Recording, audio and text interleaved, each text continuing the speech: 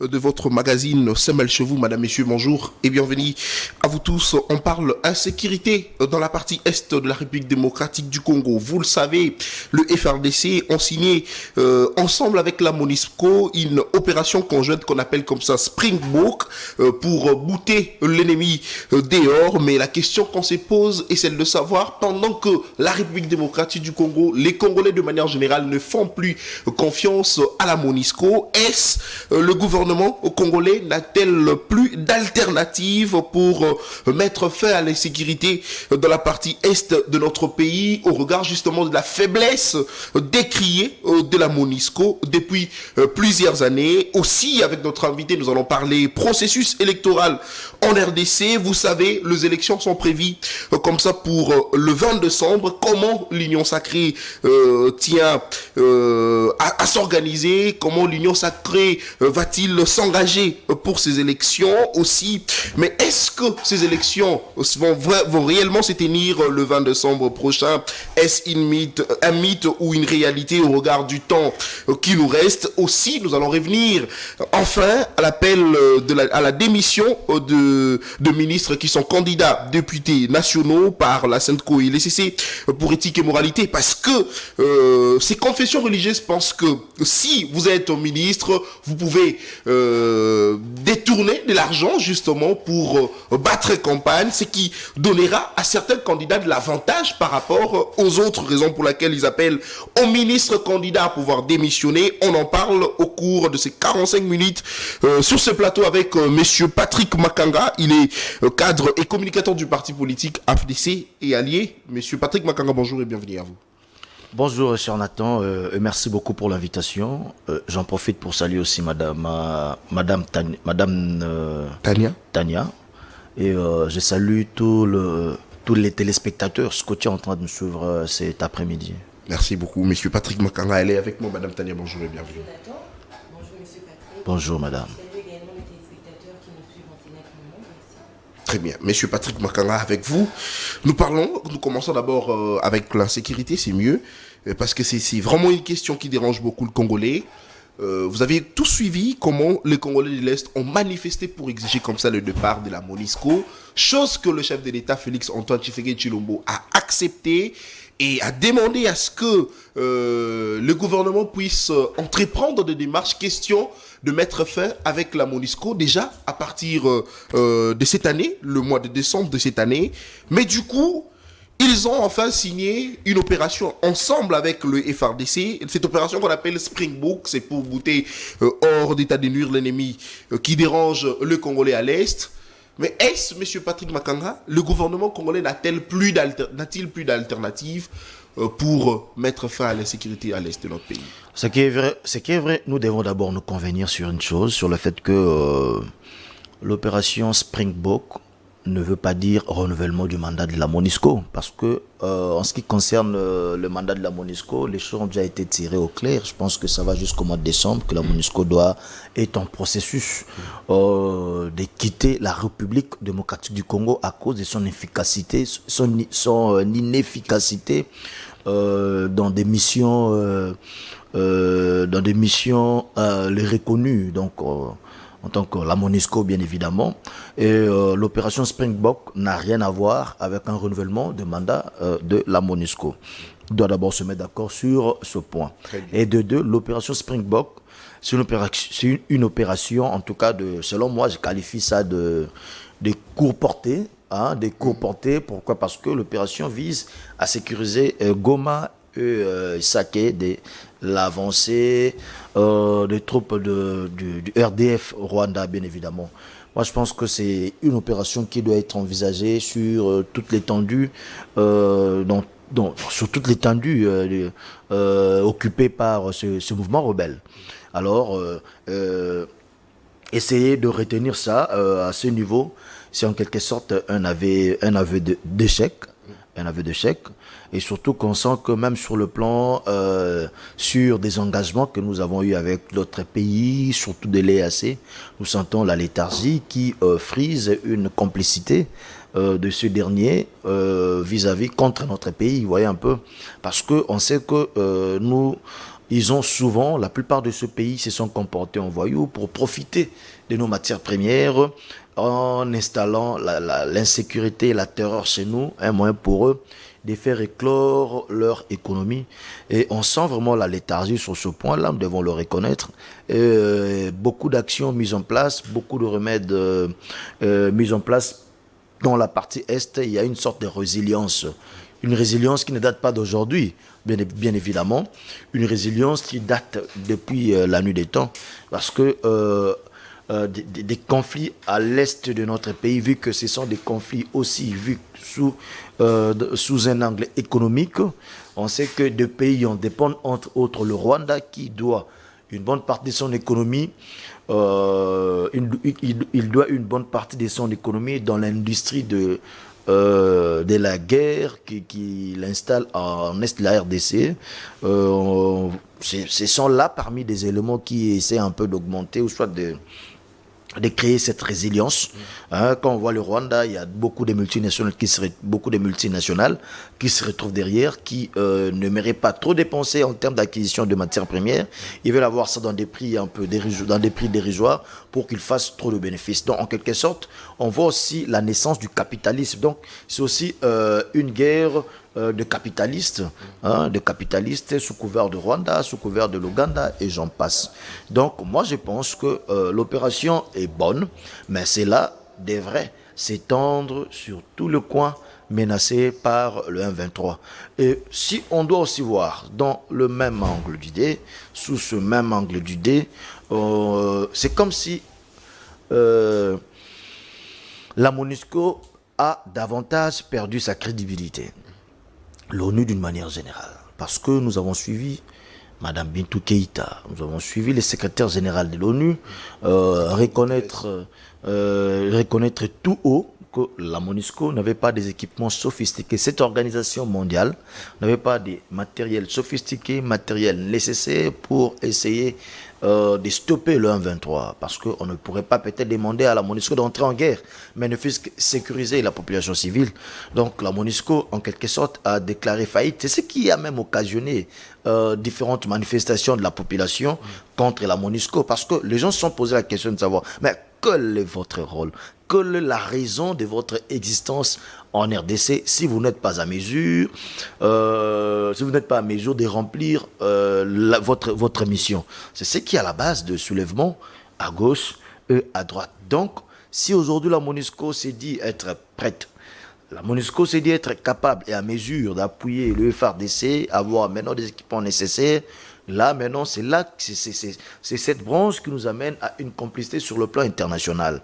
Ouais, un peu. Donc, pour dire que le problème que nous avons en RDC, donc c'est cosmopolite. Donc, ça dépasse même notre pays, au fait. Donc, ce sont des choses qui ont été boutiquées à un certain niveau sur le plan beaucoup plus international, qui s'exécutent par le biais de Rwanda, Ouganda, ainsi que tous ces troubadours qui créent des désordres dans l'est de notre pays pour essayer d'extraire de matières premières, parce qu'on sait aussi tous que ces matières premières qu'on est en train d'extraire chez nous ne sont pas utilisées, ne sont pas fabriquées, plutôt transformées ici en Afrique. Ça se transforme un peu beaucoup plus à l'extérieur. Raison pour laquelle, même pour que l'ancien chef de l'État, Joseph Kabila Kabange, puisse mettre un terme au M23 de la fois passée, au M23 de 2013, il lui a fallu un lobby qui était un lobby juif mené par Dan Gettler, qui a demandé, mené un lobby qui a poussé la communauté internationale à hausser les tons d'une manière beaucoup plus ferme, et ce qui a abouti, ce qui a accouché d'un accord signé entre le gouvernement congolais ainsi que le mois du M23. Cet accord, c'était une erreur au fait, parce qu'on ne pouvait pas signer un accord si et seulement si le M23 était défait. Parce que j'ai entendu que beaucoup de gens disent non, le M23 a été défait. En quelque sorte, si quelqu'un est défait, mais pourquoi signer avec lui des accords? Donc pour dire que ce mouvement conservait ils avaient quand même bénéficié d'une marge de manœuvre dans tout ce qui se passait. Parce qu'il vous souviendra que quand il y a eu avancée de casques bleus parce que nous étions appuyés par la MONUSCO à l'époque a été appuyée par des casques bleus financés par la zone, plutôt envoyés des troupes zambiennes, troupes zambiennes, zimbabwéennes et consorts, et que dans leur avancée, on sentait qu'il n'y avait pas vraiment combat. Vous voyez un peu, l'M23 abandonnait tout ce qu'ils avaient, ils faisaient que ramasser des munitions que l'M23 avait. Et curieusement, dans l'accord qu'il y a eu avec le gouvernement congolais, c'était ça la bêtise, de leur donner la partie où ils ont eu à travailler comme rebelles. Ils ont continué à garder leurs différents coins sur biais d'un accord avec le gouvernement. Et quand d'autres velléités politiques, d'autres intérêts voyaient les jours, eh bien, ils ne pouvaient que prendre les armes. Maintenant, la situation actuelle est telle que nous sommes en face d'un Félix Antoine Tshisekedi Tshilombo qui est venu trouver la situation telle qu'elle est aujourd'hui. Mais tout ce qu'il n'a pas voulu, c'est accepter certains accords ou soit re-signer des accords dont la République démocratique du Congo serait le plus grand perdant. Dont la République démocratique du Congo serait toujours présentée comme un maillot faible. Raison pour laquelle tout ce que vous voyez comme mouvement du M23, ce sont des moyens de chantage. Ce sont des moyens de chantage. Et d'ailleurs, dans leur bouche, ne sortent qu'une seule chose, le dialogue avec le gouvernement congolais, que le gouvernement congolais ne veut pas. D'abord, de par la mise en place du projet PDDRCS, programme de démobilisation, désarmement, réinsertion communautaire et sociale. De telle enseigne que non, la seule issue que le gouvernement congolais a donnée à ce belligérant, à ce rebelle, à ces terroristes, si vous vous sentez congolais, vous devez venir pour la réinsertion communautaire et sociale et non la réinsertion au sein de l'armée. Parce que la réinsertion au sein de l'armée nous a permis d'avoir une armée très infiltrée, de telle enseigne que non, même dans la partie Est, la coordination sur terrain, des fois, a toujours été objet de problèmes. Et on a senti la détermination du chef d'État d'essayer un peu de changer cette coordination en essayant un peu de faire en essayant de rafraîchir un peu en termes d'hommes et en termes de chaîne de commandement. J'atterris en disant que maintenant, face à cela, et la position de l'actuel gouvernement sous l'égide de Félix Antoine Tshilombo.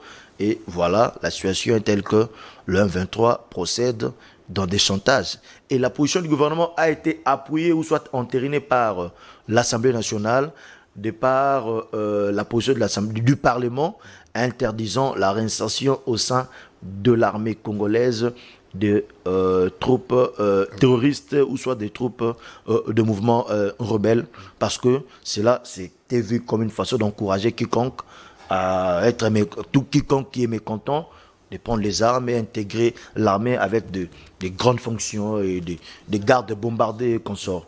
Voilà, c'est ça la situation que nous avons. Monsieur Patrick Makangan, vous avez dit que la MONUSCO a perdu sa crédibilité. Pourquoi? Parce qu'elle a été moins inefficace pendant plusieurs années. Mais aujourd'hui, les Congolais se sont ténus, les Congolais se sont mis debout pour demander le départ de la MONUSCO, chose que les autorités ont entendue, et le départ progressif commence à partir de ce mois de décembre. Mais on se pose la question, pourquoi encore signer une opération qu'on jette ensemble pendant ces temps?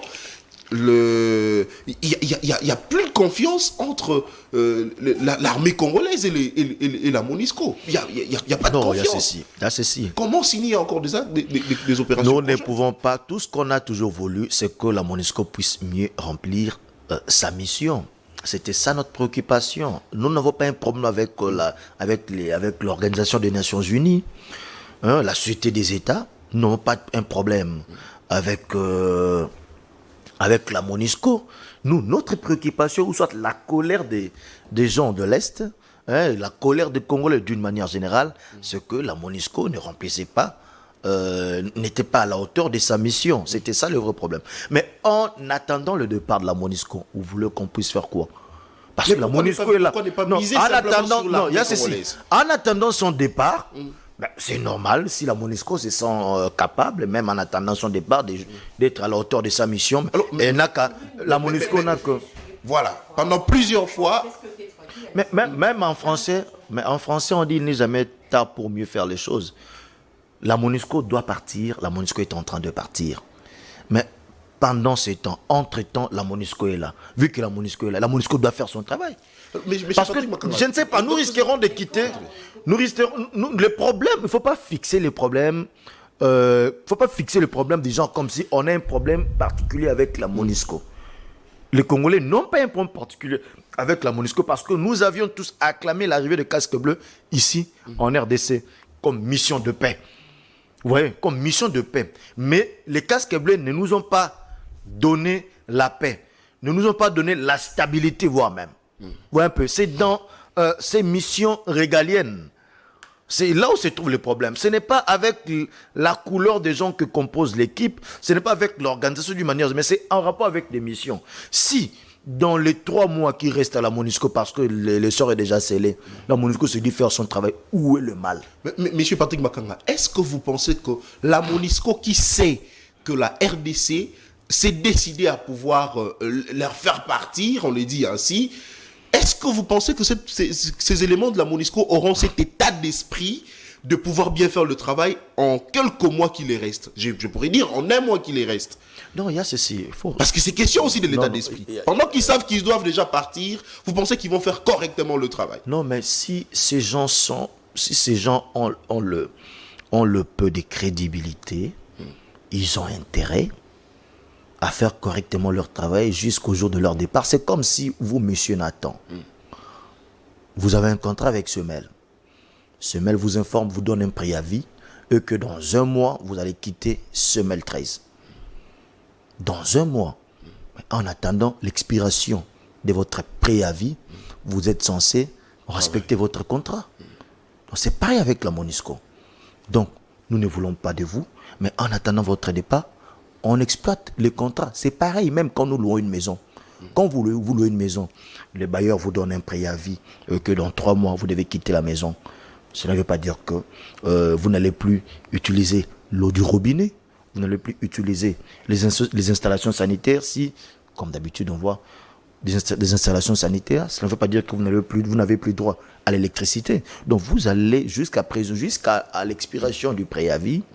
Il faut que les clauses du contrat soient respectées. Même s'il y a eu des défaillances, en tout cas, si la MONUSCO s'est dit, bon, dans mes peu de temps qui restent, pour que je ne sorte pas la queue entre les pattes, je vais au moins être à la hauteur de ma mission en RDC. Tant mieux. Ça nous arrange, au fait. Est-ce que c'est une dernière chance que le gouvernement congolais a donnée à la MONUSCO? C'est pas question de chance ici. C'est la MONUSCO qui est censée faire son travail. Si la MONUSCO estime en être capable, entre-temps, mais où est le mal? Est-ce que nous n'avons pas besoin de refuser de l'aide venant d'où que ce soit ou de quoi que ce soit? Nous avons besoin de l'aide. Parce que on a vu, on doit être conséquent. On doit être conséquent. Notre armée a lancé l'offensive contre le 1-23, ça n'a pas abouti. Ça n'a pas abouti pour des raisons que deux fois nous ignorons. Mais du logistique, ressources humaines, commandement et consorts. On n'avait pas réussi. Jusqu'à voir les Ouazalendo prendre les déchus et enfoncer comme ça. On ne sait pas vraiment ce qui s'est passé en réalité pour que nous puissions quitter ce cap en quelque sorte d'échec de notre armée dans le fait de déloger le 1-23 de Bunagana jusqu'au Ouazalendo. Vous voyez un peu. Donc, pour dire qu'aujourd'hui, on doit se le dire ouvertement que nous avons besoin de l'aide. Parce que la RDC a toujours demandé de l'aide depuis un certain temps. Depuis 1997, nous avons toujours demandé de l'aide aux pays frères pour que nous puissions faire face à tout ce qu'on a comme problème. Lors de la guerre d'agression en 1998, nous avons vu les Zimbabwéens, les Zambiens, les Namibiens nous venir en aide. Même pour faire partir le 1-23, il en a fallu, le casque bleu se sont levés, appuyés par d'autres troupes venues de pays frères, et on a résolu partiellement le problème. Vous voyez un peu. Donc pour dire que on a besoin de l'aide, si les casques bleus estiment être à la hauteur de leur mission, ils veulent mieux faire les choses, mais on ne peut que l'encourager, ça nous profite. Alors, on a besoin... Parce que même quand vous êtes en préavis chez vous, dans la maison que vous louez, ça ne vous dédouane pas de payer les loyers. Vous voyez un peu, en préavis, on paye les loyers, n'est-ce pas? On paye les loyers, mais ça profite à qui? Au bailleur toujours. Ouais. On paye les loyers. Alors, le sommet de la paix de la SADC, qui a eu lieu comme ça le samedi dernier, voulait aussi est-ce que qu'il y ait une force régionale pour venir encore en force où on a pris le FARDC. Et là, nous avons encore la MONUSCO avec cette opération. Mais est-ce que vous pensez que ça ne fait pas de trop? On passe de demande en demande en aide militaire, logistique et tout ça. La vraie solution, ça serait quoi? Parce qu'on a vu l'EAC venir, l'EAC est en train de partir, la MONUSCO est en train de partir, c'est la force de la SADC qui va encore venir, alors que les combats s'intensifient dans la partie est de la RDC. Est-ce qu'il n'y a pas de tâtonnement? Non, parler du tâtonnement, ça serait un peu trop simpliste. Nous devons parler de la résilience. Parlons de la résilience des problèmes à l'Est. Et ce n'est pas la première fois. Beaucoup de tentatives de paix à l'Est, que ce soit militaire, diplomatique, ont fait face à une sorte de résilience dans la persistance des problèmes à l'Est. De telle enseigne que, aujourd'hui, on n'invente pas la roue. Aujourd'hui, ce n'est pas du nouveau. On est toujours dans ça. Mais la question que nous devons nous poser est que face à la résilience que l'état d'esprit devrait nous avoir, et le gouvernement congolais, la population congolaise et tout le monde, on doit toujours avancer. On doit toujours oser. Parce qu'on sait tous, on a tous compris que la solution définitive à ce problème de l'Est, c'est la mise en place d'une armée dissuasive qui nécessite beaucoup de moyens. Et en termes de moyens, on doit reconnaître que le gouvernement que nous avons depuis 1960, c'est le gouvernement de Félix Antoine Tshisekedi Tshilombo que l'argent suffisamment, j'ai dit, a été déboursé pour l'armée en termes de renforcement en ressources humaines, mais aussi en formation, ainsi que en ce qui concerne le domaine de logistique, avec la loi sur la programmation militaire qui englobe 4 milliards de dollars, dont déjà le gouvernement a mis à disposition 1,4 milliard de dollars, pour dire que la volonté est là. Et je pense qu'avec cette volonté maintenue, nous irons vers la mise en place d'une armée dissuasive, d'une armée suffisamment équipée, d'une armée forte. Et déjà, on a senti la volonté. Parce que beaucoup, maintenant, l'armée, même le budget de l'armée a été revu à la hausse. Et c'est grâce à l'action de l'actuel gouvernement. Donc, face à la résilience, nous devons avancer. Nous devons tenter tous les moyens possibles. Nous devons avancer avec tous les moyens possibles pour que nous puissions trouver la solution. La SADC, pour le moment, tant mieux. Mais la solution définitive, je vous ai dit. Et le gouvernement s'est lancé grâce à la loi sur la programmation militaire et qu'on sort, voilà, j'en passe. Donc, parlons plus de la résilience du problème et de la résilience de l'insécurité dont je vous ai fait des liaisons ainsi que des connexions pour voir que c'est un complot aussi sur le plan international. Et il nous faut de la résistance. Nous devons résister. Très bien, et avancer. Mais après, c'est comme vous avez dit, il faudrait avancer, mais entre-temps, le moyen auquel nous recourons nous conduit encore jusque-là, on va dire, à l'échec. Ça veut dire que ça ne produit pas encore des effets. Alors, les mieux ne serait pas de se concentrer uniquement, comme vous avez dit, sur l'armée. C'est vrai, il y a eu des lois, il y a eu des formations qui ont été mises en place, mais est-ce qu'il ne faudrait pas encore beaucoup plus de stratégies, question de se concentrer que sur les FARDC et les booster, question de booster hors... Je vais vous dire une chose. Quand on construit une maison, dans des constructions modernes, des fois, on ne voit même pas la fondation. Là, on ne voit même pas la fondation. Sécurité. Pardon. Voilà. Des fois, on ne voit même pas la fondation. La fondation. Et en tout cas éremblés même. Donc pour dire que des actes que nous posons constituent en quelque sorte ces soubassement, l'infrastructure pour la mise en place de la superstructure qui s'appelle la paix. Qui s'appelle la paix. Ne négligeons pas des actions que nous menons. Ne négligeons pas des actions que nous menons. Félix Antoine Tshisekedi Tshilombo a hérité d'une armée qui avait un semblant d'organisation. Je dis bien, un semblant. Vous dites semblant, mais lui-même a reconnu qu'il c'est ce qu'il a. Il a trouvé une C'est armée tout organisée. ce que dirait tout le monde qui a vu l'organisation, mais en réalité, des gens qui étaient en face travaillaient pour d'autres maîtres et pour d'autres intérêts. De telle enseigne que, une fois que la menace est arrivée, on a vu comment, eh bien, notre armée était tout sauf organisée. C'est ça qui nous a poussé à réfléchir sur les comment. Nous avons d'autres officiers aujourd'hui. Ils étaient issus des mouvements rebelles soutenus par le Rwanda, par l'Ouganda et Burundi, j'en passe. Parce que n'oublions pas aussi, un des candidats président de la République aussi qui fut un rebelle du RCD, et qui M. Délice Sanga. Et il y en a plein aussi dans le gouvernement. Comme ministre, comme VPM. J'ai dit, eux tous là obéissaient à qui? Hélas, eux ne sont plus maintenant dans l'armée, ils ne sont plus officiers. Mais à l'époque, eux tous obéissaient à qui? Obéissaient au Rwanda. Imaginez-vous maintenant, ceux qui ont intégré l'armée congolaise. Donc pour dire que nous avons besoin de réformer notre armée, et avec l'actuel chef d'État, nous y sommes presque. Alors nous y allons lentement, mais sûrement, parce qu'il nous faut encore de moyens. Mais il a hérité un pays qui n'avait qu'un budget de 5 milliards de dollars. À peine on pensait à l'armée. Et aujourd'hui, si le gouvernement est à mesure de faire sortir 1,4 milliard de dollars juste pour l'armée, je vous dis, il faut que nous puissions déjà encourager et demander encore davantage.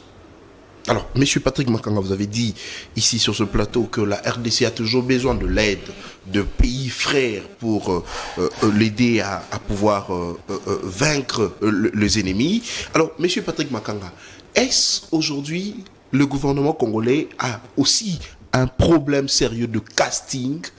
Pourquoi? Parce que nous avions vu ici avec nous les EAC qui, depuis qu'ils sont arrivés à l'est de notre pays, sont incapables de bien faire leur travail. Ce n'est pas moi qui l'ai dit. Ce Félix Tshisekedi qui l'a reconnu, il dit seule l'armée burundaise qui applique à la lettre les accords signés.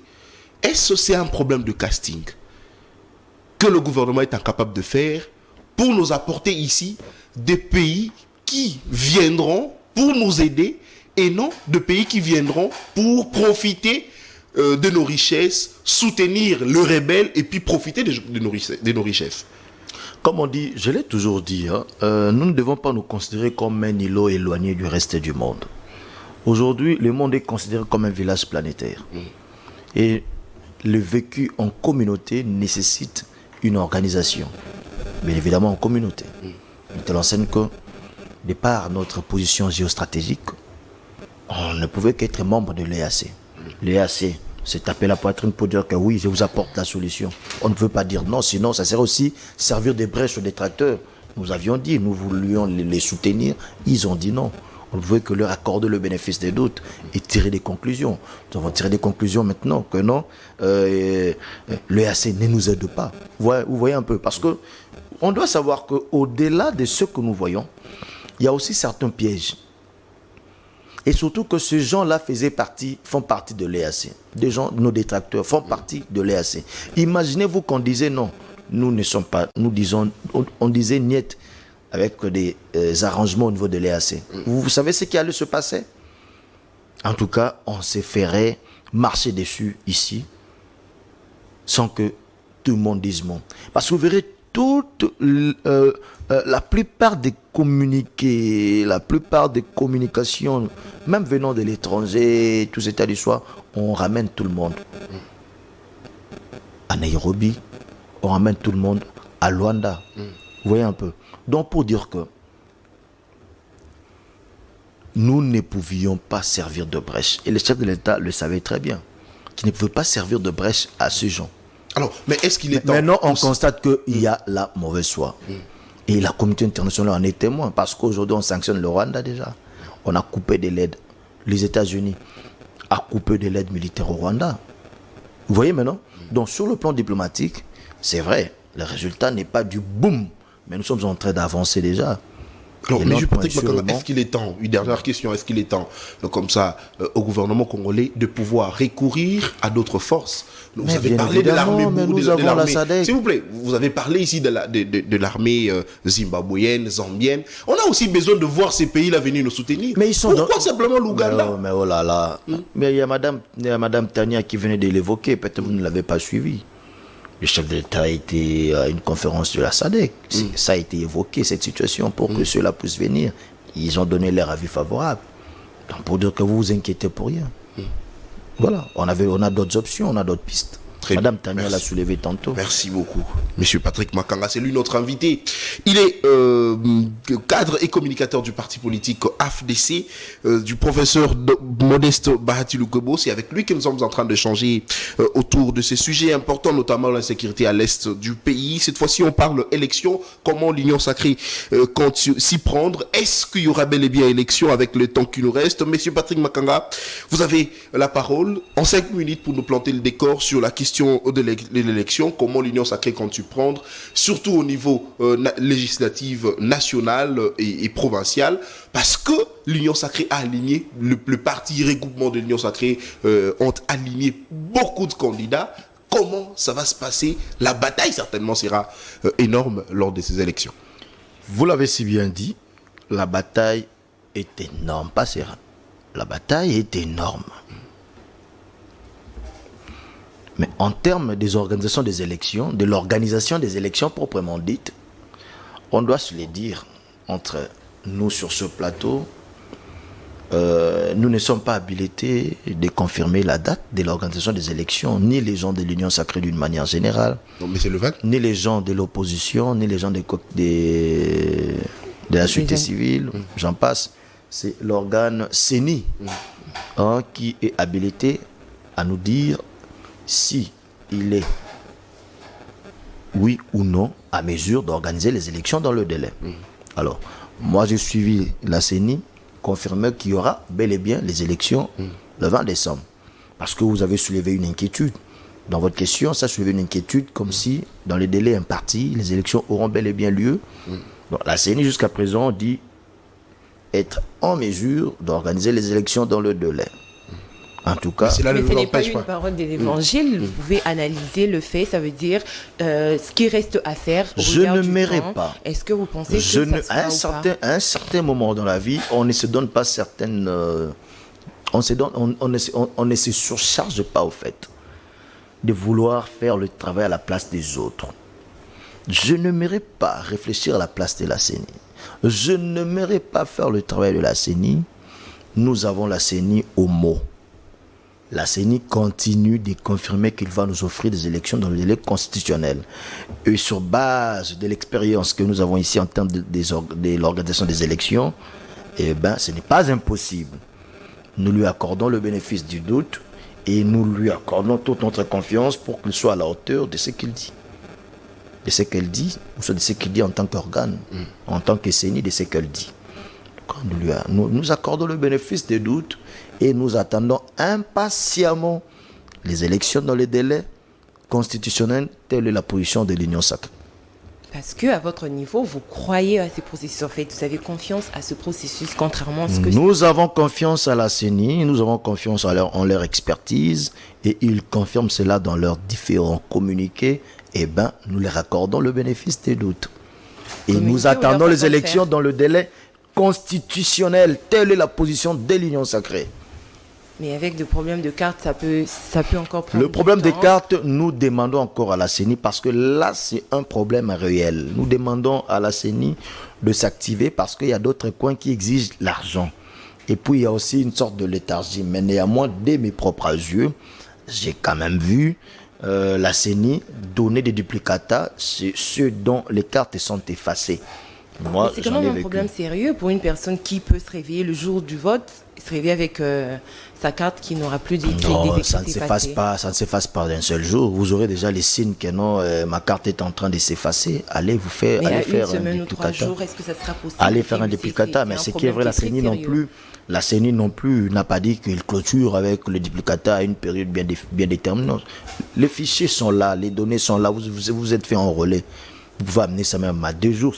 Je pense que la CENI aussi doit faire autant parce qu'il n'y a pas de raison d'interdire à quelqu'un, même 2 jours avant les élections, de venir prendre son duplicata pour aller voter demain. Moi, je ne trouve que peut-être le même jour, ils seront pris dans autre chose, mais même à la veille, moi, je pense qu'on doit continuer à délivrer des duplicata sur ceux qui ont des problèmes pareils. Moi, je ne trouve pas d'inconvénient, à moins qu'on puisse aller dans des procès d'intention, à moins qu'on puisse aller... parce que nous, Congolais, nous aimons bien réfléchir à la place des autres. Nous aimons bien se faire experts pendant que nous ne le sommes pas. Le seul organe expert en matière électorale, c'est la CENI. Moi, je ne peux pas être... Je ne m'aimais pas ici pour essayer de réfléchir sur l'impossibilité d'organiser des élections pendant que moi je pense que la CENI dit autre chose. Si la CENI nous parle de l'impossibilité, c'est là où on va commencer à émettre des analyses pour dire le pourquoi de l'impossibilité. Et je vous dis, ça serait terrible pour M. Denis Kadima. Ça serait terrible pour lui, ne pas nous offrir des élections dans les délais constitutionnels. Et bien, là où il va amener le pays, je ne sais pas. Ça serait terrible. Mais nous accordons le bénéfice des doutes parce que eux ne nous ont pas dit le contraire. Non, ils nous ont pas dit le contraire. Ils ont dit que les élections vont bel et bien s'organiser au plus tard. Donc, le 20 décembre, nous aurons les élections déjà, présidentielles, législatives, machin, j'en passe. Monsieur Patrick En termes de l'organisation, vous m'avez parlé de l'organisation. Vous avez posé la question sur l'organisation de l'Union sacrée pour les élections. Je ne sais pas si on doit entamer dans ça ou bien vous avez d'autres préoccupations sur la CENI. Bon, une dernière question et puis nous entrons maintenant comment l'Union sacrée va s'y prendre, surtout comme je l'ai dit avec cette bataille là qui y aura tout autour de différents candidats. Mais j'aimerais savoir, monsieur Patrick Makanga, c'est vrai, vous faites confiance à la CENI, vous voulez pas réfléchir à la place de la CENI. Nous accordons à la CENI le bénéfice des doutes. Très bien, mais cela ne nous empêche pas de réfléchir, monsieur Patrick Makanga. Avec le temps qui nous reste, comme j'étais en train de le dire, le déploiement de matériel n'a pas encore été effectué. Parce que vous êtes sans ignorer, vous, monsieur Patrick Makanga, qu'il y a certains coins de notre pays où il y a difficulté de pouvoir accéder. Pendant que la société congolaise n'a pas d'avion, la société qui nous sert des avions ici, en RDC, il n'a pas d'avion pour l'instant. Comment ça va se passer? Est-ce que vous pensez qu'au regard de tout ça, on peut toujours faire confiance à la CENI? Non, c'est si. Moi, que vous me dites que la CENI a ses avions. Ne nous chauffons pas la tête. Faut pas donner même des brèches à la CENI. C'est ce que j'essaye de dire, mais vous ne voulez pas comprendre. Évitez de donner des brèches à la CENI.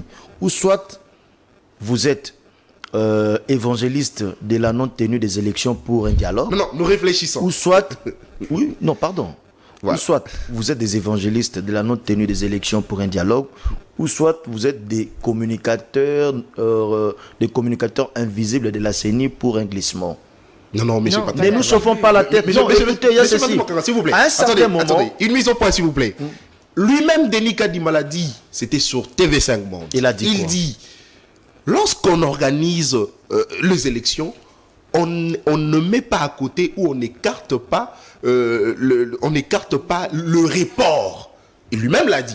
C'est vrai, je n'ai pas dit mot à mot ce que lui a sorti de sa bouche, mais ce qu'il a voulu dire, c'était ça. Donc on organise, mais on n'élague pas le fait qu'on pourrait reporter. Voilà.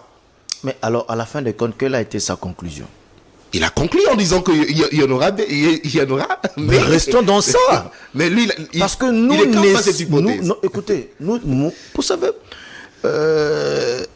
il faut laisser la CENI être responsable. Très bien. De son bonheur ou soit tout ce qui peut arriver comme malheur. Laissons la CENI être responsable.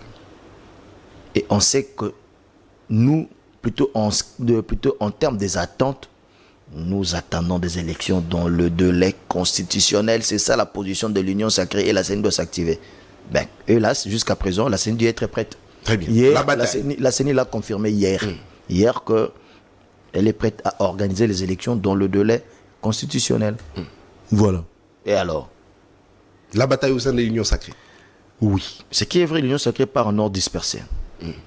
Nous n'avons pas encore réussi à définir une politique.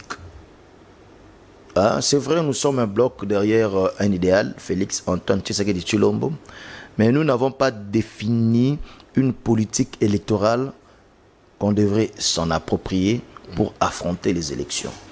De telle enseigne que surtout au niveau législatif, il y a trop de chantage. Il y a trop de chantage, surtout des gens qui se réclament cousins du chef de l'État, frères du chef de l'État, amis du chef de l'État, l'ami du cousin du chef de l'État, le mari de la sœur du chef de l'État, le mari de la petite sœur de la sœur du chef de l'État, d'un autre pardon. Ouais, est-ce que cela donne le monopole à cette personne d'être élue comme député? Je vais vous dire une chose.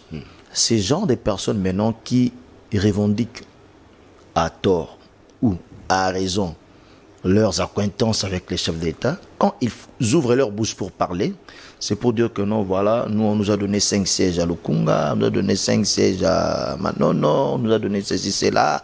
Attendez, monsieur, et vous verrez que pour la plupart des cas, permettez-moi... Vous dites que ces personnes sont en train de faire croire qu'ils ont déjà 2 sièges. Mais non, leurs propos, j'ai dit, ils se revendiquent à tort ou à raison. Avoir des acquaintances avec les chefs d'État, tiennent des propos vrais ou des propos qui sont faux. Disons que ils auraient déjà boutiqué, lui sera député, il sera élu à Lukunga, l'autre a dit non, moi déjà j'ai négocié pour cela. Ce sont eux qui jettent le discrédit dans le processus électoral, ce sont eux en quelque sorte qui sont comme les évangélistes des troubles post-électoraux. Parce que ça s'annonce déjà au regard de ce propos. C'est ça le problème. C'est ça le problème. Ils ont créé des regroupements pour la plupart des cas, des regroupements de mallettes qui n'ont pas de l'ancrage sur l'étendue du territoire national, mais ils veulent revendiquer des sièges sous prétexte que nous sommes du mosaïque UDPS. Ça, c'est un problème. Raison pour laquelle je dis, nous partons en quelque sorte aux élections à la veille de la campagne en ordre dispersé. On devrait aussi préalablement définir notre politique électorale. Nous devrions définir le code d'éthique à tenir en tant que parti et regroupement politique ayant pris part au processus électoral. Parce que tout ce que les Congolais ont toujours fustigé, tout ce que d'autres formations politiques ont eu toujours à fustiger, c'est le fait de la politisation du processus électoral où les gens se voient être nommés des gens qui n'ont jamais été élus par le souverain primaire. Et cela crée un désintéressement de la population en ce qui concerne des élections. Et c'est une déformation ou soit malformation qu'on est en train de créer dans le pays, de telle enseigne que les gens risquent de, un jour, sous l'effet de je ne sais quoi, créer les chaos en RDC, comme on a vu sous d'autres cieux. Mais néanmoins, étant de l'union sacrée, mon intervention vaut aussi une mise en garde à notre niveau pour que nous puissions éviter ce genre de propos ainsi que ce genre de pratiques. Parce qu'il y a de ceux qui se disent non, d'ailleurs je n'ai même pas besoin de battre campagne, je vais garder mon argent pour que le jour des élections, je vais prendre 27 000 témoins que j'ai payé autant d'argent. Et vous voulez prendre 27 000 témoins, 10 000 témoins, et les autres vont mettre leurs témoins où? Je vais leur donner de l'argent, ils vont voter pour moi, $10 à chacun, $5, ils vont voter pour moi sous prétexte témoin dans des centres bureaux de vote que je connais. Et surtout, il faut maintenant que nous puissions aussi... Avec 27 000 témoins, s'ils votent pour vous, vous êtes élu. Tout à fait.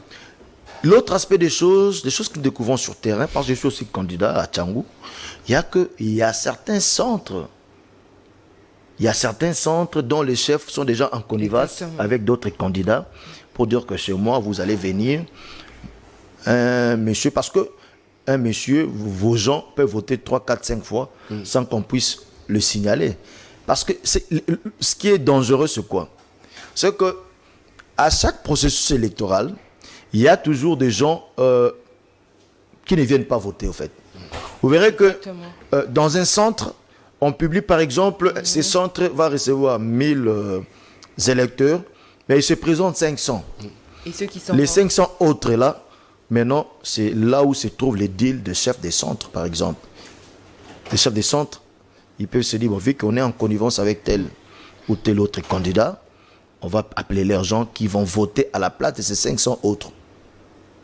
Vous verrez que le suffrage exprimé, les électeurs prévus, de 1000, suffrage exprimé, 850. Or, en réalité, ils n'ont voté que 500. Bien, suffrage exprimé, 950. Or, en réalité, ils n'ont voté que 500. Donc, ce sont là des choses qui peuvent jeter du discrédit. Quand je parle ainsi, c'est aussi pour interpeller les Congolais qui n'aiment pas se présenter aux urnes. Vous devez savoir que si le processus électoral est politisé et qu'il y a en prise du processus électoral par de politiciens véreux, vous qui êtes restés à la maison, il faut savoir que votre voix, on va voter à votre place. Ça ne sera pas vous, quelqu'un d'autre va voter, va utiliser un but. Parce que s'il y a 1000 votants, il y aura 1000 bulletins. 1000 bulletins de vote. Pour chaque candidat, vous voyez un peu.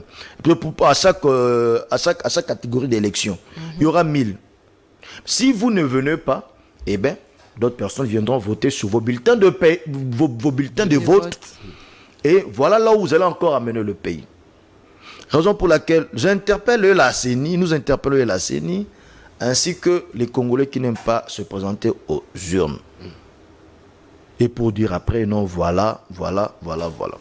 Alors, au-delà de ça, au sein de l'Union sacrée, ce qui est vrai, il y a un sentiment aussi qui tenterait de voir le jour.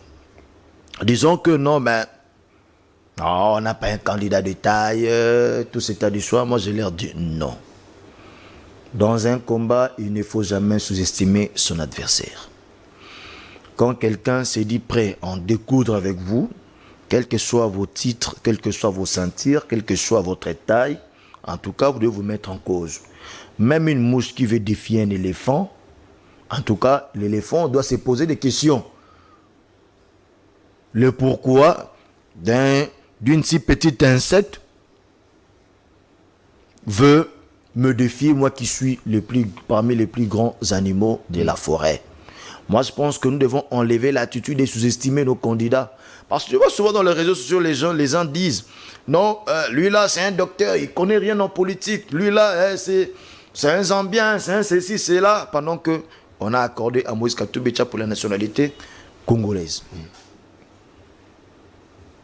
La nationalité congolaise, on lui reconnaît la qualité d'un Congolais. Et Moïse Katumbi fait partie des gens qui ont de l'ancrage sur le plan international. Parce que son papa, c'est un juif. Il a le lobby juif entre ses mains. Vous savez, je vais vous dire une chose. Ce sont des analyses qui n'engagent que moi. Heureusement que ça n'engage que vous. Vous savez, ce sont des analyses, bien évidemment. Allez-y. Vous savez que quand M. Joseph Kabila Kabange, il est sénateur à vie, il est chef de l'État, l'ancien chef de l'État, parce que nous, les Congolais, nous aimons bien, les Bantous, nous aimons bien appeler les chats par son nom. L'ancien chef de l'État, Joseph Kabila Kabange, avait perdu Moïse Katumbi Tchapwe. C'est là que Dan Getler a vu les jours. C'est là que Dan Getler est devenu encore parmi les hommes indispensables du régime, de l'ancien régime.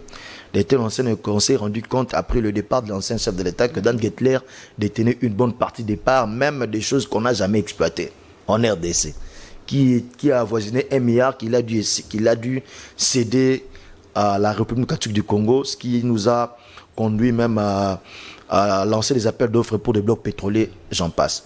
Mais la force de Dan Getler, il a eu ça où? Il a eu ça parce qu'il a amené à l'ancien chef de l'État, il aurait amené à l'ancien chef de l'État, Joseph Kabila Kabange, le lobby juif. Il lui a amené le lobby juif que Moïse Katumbi Tchapwe avait, en quelque sorte, que Moïse Katumbi Tchapwe ne pouvait plus servir. Le lobby juif. Et aujourd'hui, c'est même la chose qui a fait que Moïse Katumbi Tchapwe ne soit même pas autorisé de postuler comme chef de l'État, entre autres. Moi, je pense que c'est ça. On a refusé à Moïse Katumbi Tchapo et sa nationalité la possibilité de postuler. On lui a refusé l'accès parce que c'est quelqu'un qu'on voulait arrêter. On lui a refusé l'accès dans le territoire congolais. Et ces gens n'étaient pas bêtes. Ils savaient que Moïse Katumbi Tchapo, c'était pas quelqu'un qu'on peut traiter n'importe comment. Parce qu'il a en quelque sorte un lobby derrière lui qui peut bouger les choses aujourd'hui. Et surtout, on sait tous très bien que le lobby juif là, c'est pas n'importe quel lobby. Israël est en train de tuer en Palestine 3 fois 4 fois plus que des gens il tue en Hamas. Les Palestiniens, j'en passe. 3, 4, 5, 6 fois plus que ce qu'on a fait chez lui. Et le monde encourage, le monde acclame. Donc pour dire que ce sont des choses qui doivent déjà nous saisir. Non, un adversaire de taille, Moïse Katumbi. Qui? Oui, c'est un adversaire de taille. Pourquoi? Parce qu'il est la communauté internationale. On sait tous très bien que dans les élections en Afrique, la communauté internationale cherche toujours à s'ingérer. Donc, il peut être vu comme un candidat des Juifs. Non, c'est un candidat du Congolais. Il peut.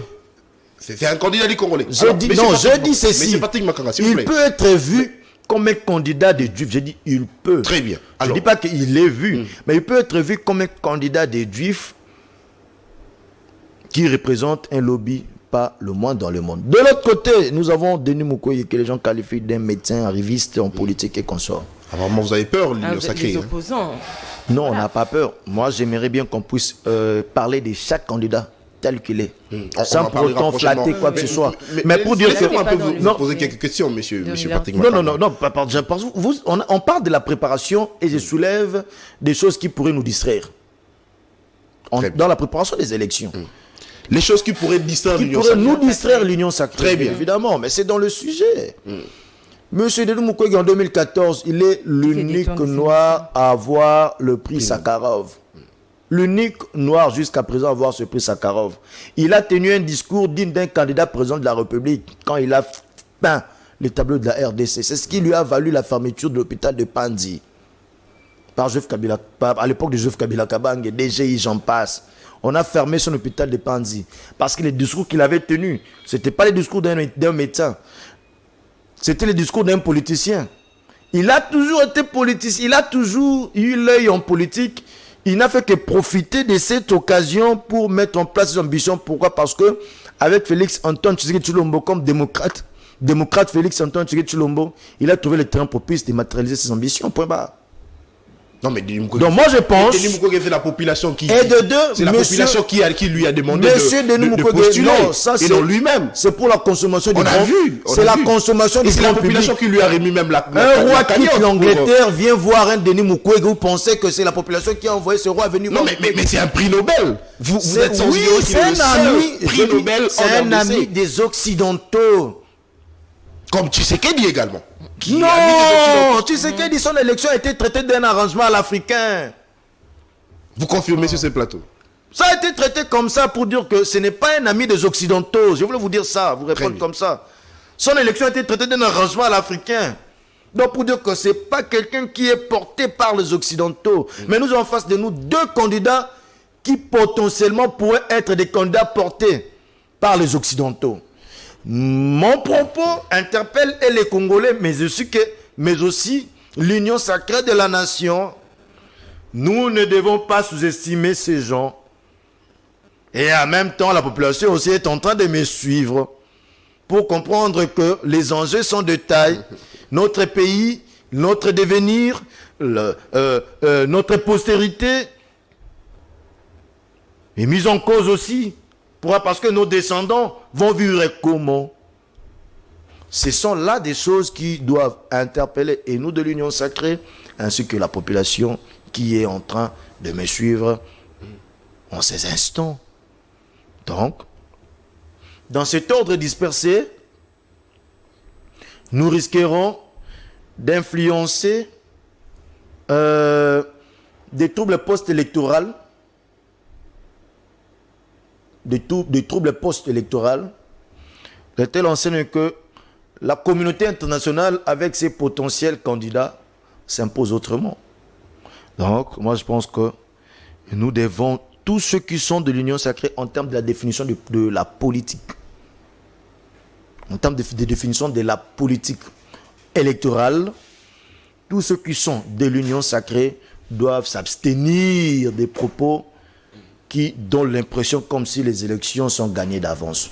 Alors, M. Patrick Makanga, comment vous, au sein de l'Union sacrée, notamment au sein de l'AFDC, vous vous préparez face à ceux-là qui se disent être proches du chef de l'État et qui prétendent avoir déjà été élus avant même les élections? Comment vous en termes de préparation, nous, de l'AFDC, en tout cas, nous en avons déjà l'expérience. Vous le savez bien déjà, le poids que nous avons aujourd'hui, c'est un travail de dur labeur, de sacrifices de longue date, qui a d'abord commencé par l'installation de notre parti politique sur toute l'étendue du territoire national, qui nous a coûté des moyens de sacrifices énormes. Mes hommages le plus déférents au professeur Modeste Bahatulukwebo, le président du Sénat, actuellement président du Sénat. Il a déboursé l'argent de sa propre poche. Et les autres ont déboursé de l'argent. J'ai dit ceci, permettez-moi. Allez-y. Nous parlons de l'AFDC, vous voulez qu'on parle des autres comment? Non, mais quand vous précisez qu'il a déboursé l'argent, mes hommages le plus déférent à ce sous-entend que les autres qui a investi de son argent, qui a privé sa famille de certains conforts pour installer un parti politique qui s'appelle l'AFDC sur toute l'étendue du territoire national. D'abord, c'est ça ce qu'on appelle la préparation des élections en amont. Parce que la plupart des regroupements que nous avons aujourd'hui sont à peine installés, comptant sur des partis d'une manière éparpillée sur toute l'étendue du territoire national. Il y a même des regroupements qui ne se retrouvent que dans une partie du pays. Nous sommes parmi ceux qui prennent au sérieux des questions électorales. Nous nous sommes fait dribbler en 2018. On n'a pas reçu ce qu'on devrait avoir en termes des élus. Parce qu'on a vu comment on a fustigé l'attitude du PPRD de vouloir nous priver de nos sièges au niveau de l'Assemblée nationale. On en méritait plus que ce que nous avons obtenu. Nous pouvons compter que sur une CENI impartielle. Nous ne pouvons compter que sur une cour constitutionnelle qui dit le droit et le bon droit. Parce qu'en termes de préparation, je vous dis, sur ce point, on a commencé à nous préparer depuis la création de l'AFDC en ce qui concerne des élections. Nous sommes les vrais sociodémocrates. Alors, Monsieur Patrick Makanga, est-ce que vous avez, vous, à votre niveau, après avoir appris qu'il y a certains candidats qui pensent être élus, qui disent qu'ils sont déjà élus, et il y a certains chefs de centre qui pensent déjà s'arranger avec certains candidats pour leur donner de voix. Est-ce que vous avez rencontré les responsables de la CENI pour leur faire part de toutes ces inquiétudes et puis voir à quel niveau, comment mettre de stratégie, la CENI mettre des stratégies pour éviter tout ceci? Il y a des choses qu'on doit se les dire. Hein. Je dis des choses sans affirmation parce que on sait que des personnes ne vont pas témoigner directement comme ça. Vous voyez un peu? Oui. Mais ce sont parce des que faits. La crainte aussi, c'est que après les élections, cela se passe ainsi. Vous allez venir la raison pour laquelle on est en train ce sont des sonnettes d'alarme parce que ce n'est pas encore arrivé. C'est une façon d'amener la CENI à mettre en place le mécanisme pour que cela n'arrive pas. Parce que ce sont des faits.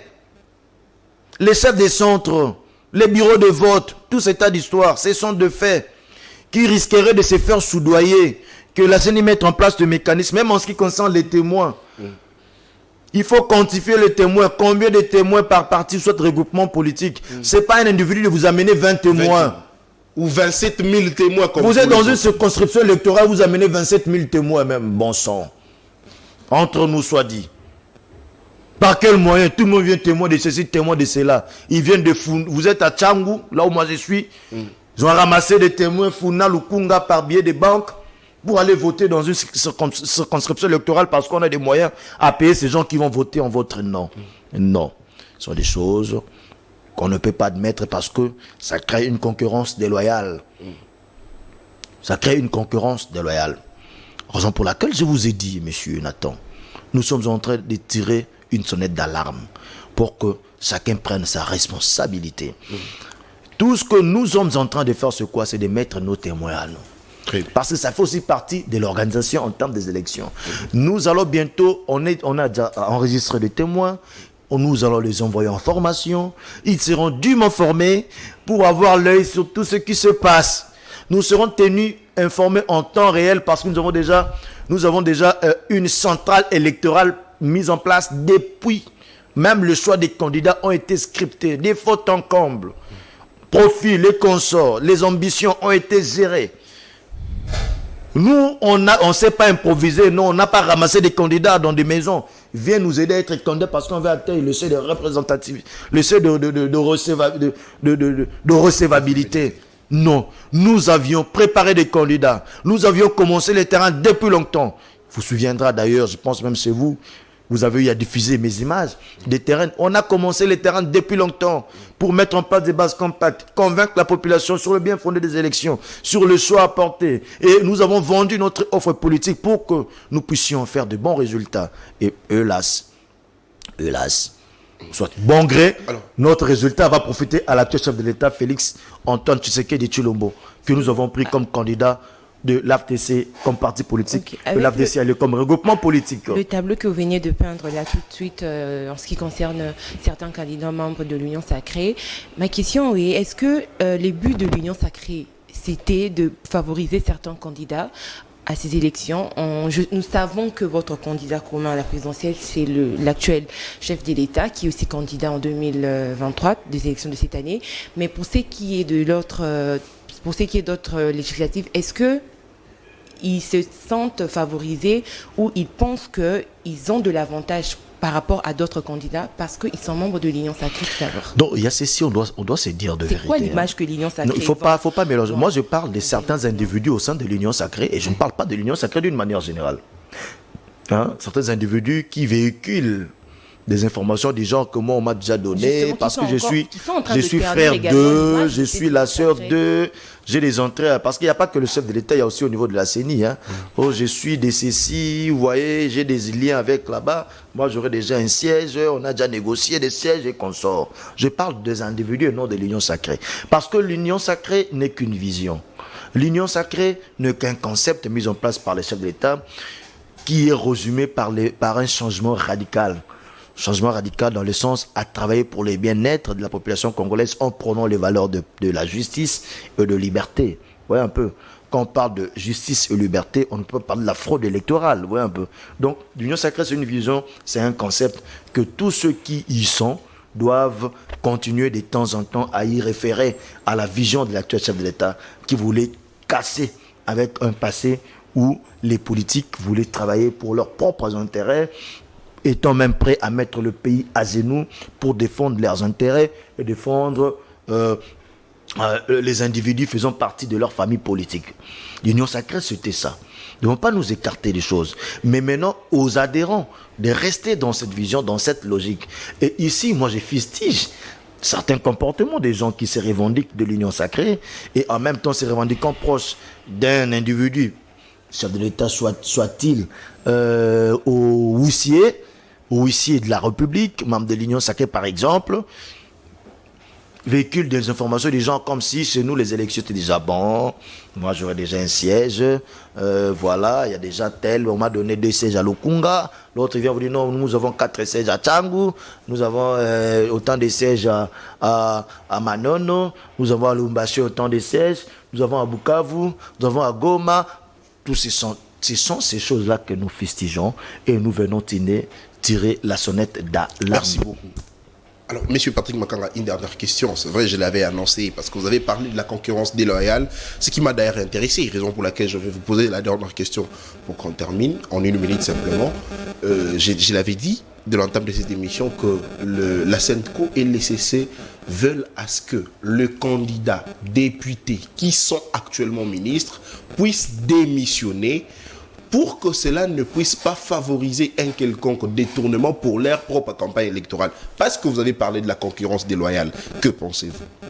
Bon, ce qui est vrai, Sur ce point de ministre, la loi n'a pas été très claire, mais la concurrence est déloyale. Très bien. Dans le bon sens, sur le plan de valeur, c'est comme vouloir combattre avec quelqu'un, courir avec quelqu'un pendant que vous avez déjà 500 mètres d'avance. Vous voyez un peu. C'est même départ d'abord des valeurs personnelles. Hein. Si nous avons de ceux qui ont des valeurs personnelles, ils doivent d'eux-mêmes renoncer à leur poste de ministre, ou soit renoncer à leur candidature. On ne les oblige pas à rester dans quoi que ce soit, mais ils ont le choix de le faire parce que c'est pas propre de gagner, d'être bénéficiaire d'une victoire gagnée d'avance, au fait. Ça ne réjouit même pas le cœur. Ça ne réjouit pas le cœur. Hein? C'est comme si vous étiez en face d'un adversaire déjà, que vous avez déjà affaibli d'avance et vous êtes allé en combat. C'est en quelque sorte de l'imposture. C'est en quelque sorte de...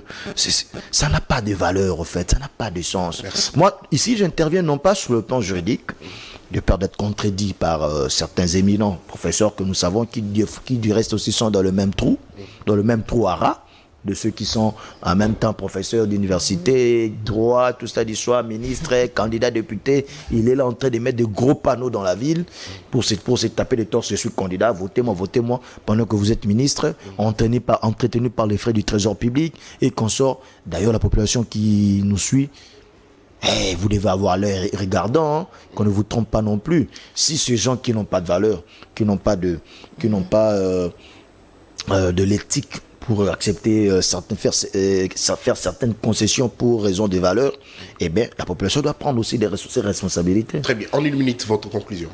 En termes de conclusion, je dirais que à la veille de la campagne électorale, nous avons un pays dont le chef est en train de donner le meilleur de lui-même. On n'a jamais senti une telle volonté pour le bien-être des Congolais, au fief d'un chef de l'État comme Félix Antoine Tshisekedi Tshilombo. Il a hérité le pays dans des contextes que vous le savez très bien, avec une coalition qui n'avait comme objectif que de le bloquer. Il a hérité un pays avec quelques temps après, il y a eu une pandémie de Covid-19 et ensuite il y a eu la guerre en Ukraine. Nous qui sommes un pays qui dépend des importations, en tout cas il a hérité d'un pays dont les chaos étaient déjà annoncés. Mais c'est un monsieur qui a tenu ce pays, qui a supporté le poids de ce pays, la charge, jusqu'à ce qu'aujourd'hui nous sommes en train de parler, malgré quelques difficultés, nous sommes en train de parler de la RDC qui tient quand même, malgré tous ces chocs sur le plan mondial. Malgré tous ces chocs sur le plan mondial, il a tenu ce pays. Et voilà, eu égard à cela, je pense qu'il représente pour nous un bon candidat, il représente pour nous un bon chef de l'État qui peut aider ce pays, qui va aider ce pays à se relever. Quant à la CENI doit mettre en place des mécanismes de contrôle, doit travailler en synergie avec le service de sécurité pour essayer de dénicher et identifier des gens qui vont s'illustrer dans des tentatives de fraude et consorts, j'en passe, pour offrir à la population congolaise des élections transparentes, crédibles et des élections qui permettront à ce qu'on puisse avoir des candidats qu'il faut, à des places qu'il faut, des candidats qui représentent le choix et la volonté du souverain primaire qui est le chef en démocratie. Très bien, merci. C'était lui, notre invité. Je rappelle, il s'appelle Monsieur Patrick Makanga. Il est communicateur, cadre et communicateur au sein du parti politique AFDC, du professeur Modeste Bahatulukwebo. Monsieur Patrick Makanga, merci à vous d'avoir... C'est moi qui vous remercie, cher Nathan. À Madame Tania, merci pour la co-présentation. Merci Nathan, merci Monsieur Patrick merci, d'avoir Madame répondu à Tania. nos questions. Merci également à vous de nous avoir suivis. À vous qui nous avez suivis, merci de la confiance renouvelée à ces magazines, mais aussi à la chaîne de l'excellence et du professionnalisme CML 13 Télévision. D'ici là, portez-vous bien. Après nous, c'est la libre opinion. Merci beaucoup.